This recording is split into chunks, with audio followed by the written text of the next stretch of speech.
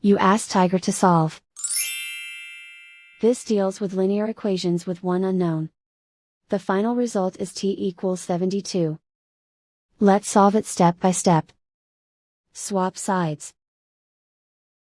Group all constants on the right side of the equation. Subtract 5 from both sides.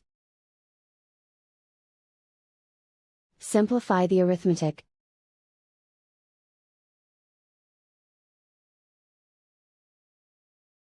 Isolate the t.